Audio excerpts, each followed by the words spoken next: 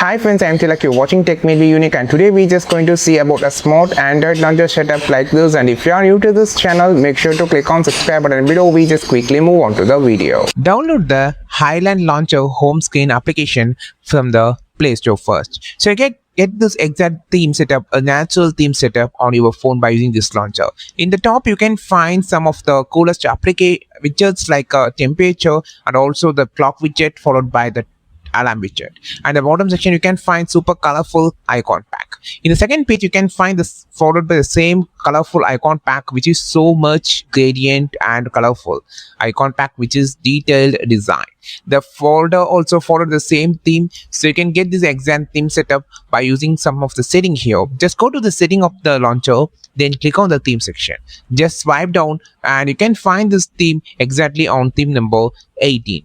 So just click on the apply theme and you can get this theme. You can also have a lot of the more option settings on the setting option. I think this video helped you a lot. Like this video, share this video, subscribe to this channel. We will meet our next video with a super valuable content. This is Tilak signing off from Tech Made Me Unique. Have a wonderful day.